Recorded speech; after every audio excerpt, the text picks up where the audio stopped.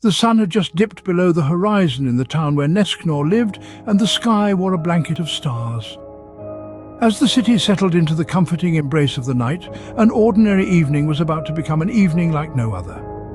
In this picturesque town where Nesknor, our hat-wearing demon, made his home, there was a sense of tranquility that often accompanies the onset of night. A soft breeze whispered secrets through the trees, and the gentle hum of the nocturnal creatures added to the symphony of the night. Suddenly, the serenity was broken by a burst of sparkling magic. Emerging from the ether, a letter materialized, suspended in the air for a fleeting moment before descending gracefully into Nesknor's outstretched hands. The letter bore an air of mystique. It was addressed exclusively to Nesknor, and its presence ignited a curious excitement in his heart. Unfolding the parchment, Nesknor discovered that fate had chosen him to partake in Mammon's opulent gathering in the distant Greed country.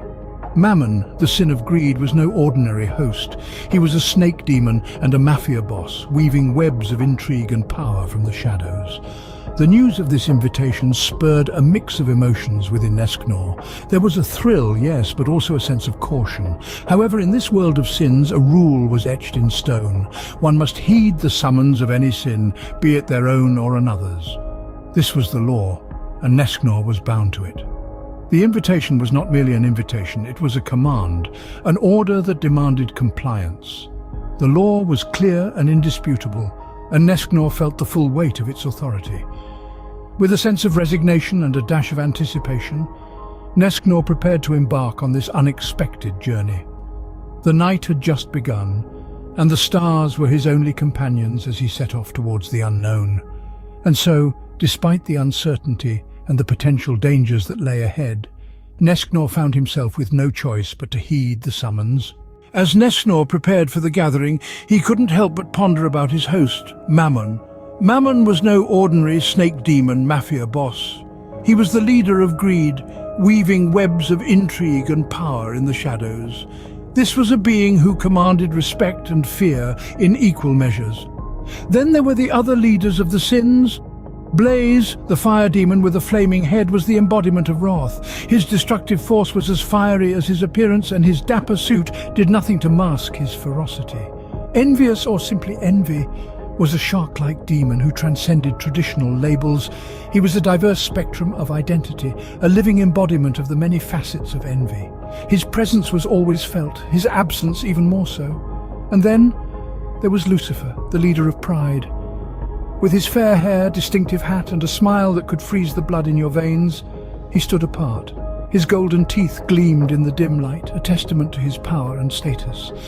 Curiously, the leader of lust was conspicuously absent, as were the representatives of sloth. But such absenteeism was not unusual at these less significant gatherings.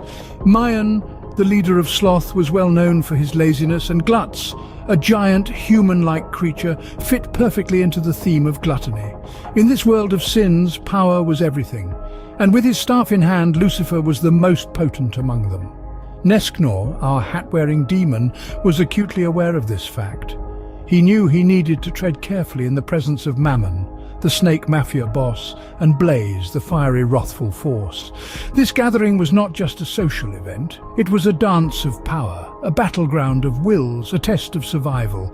And as Nesknor prepared to step into the lion's den, he knew he was about to embark on an adventure that could either elevate his status or seal his doom.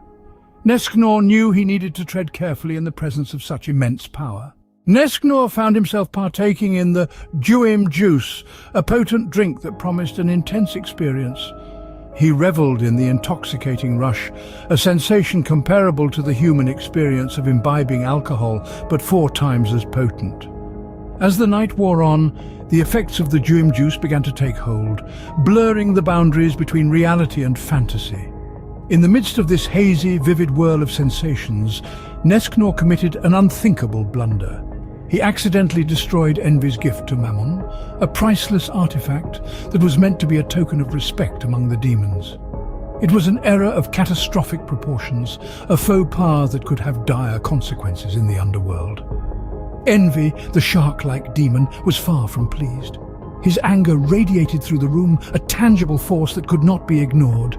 His normally inscrutable face twisted into a scowl, his eyes glinting dangerously as he surveyed the wreckage of his precious gift.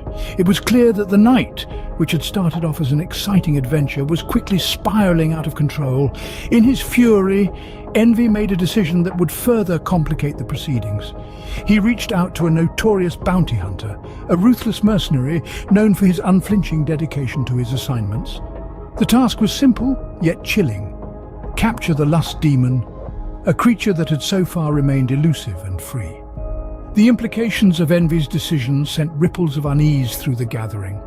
The lust demon was a well-respected entity in the underworld, known for their allure and charisma. Capturing them would not be an easy task, and the potential fallout was unthinkable.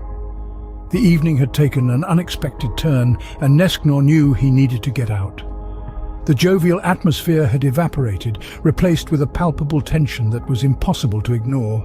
In the world of demons, a single misstep could lead to a disastrous outcome, and Nesknor was all too aware of the danger he was in. With a quick glance around the room, Nesknor made his move. Swift as the west wind, he weaved through the crowd, each step calculated and precise. A hasty retreat was his only option, but he couldn't make it seem rushed. He had to keep his cool. His eyes met Mammon's, the snake demon mafia boss, and he offered a nod of acknowledgement, a silent farewell, before he slipped away into the shadows. His heart pounded in his chest, each beat echoing the seconds he had left before Envy's bounty hunter would be upon him.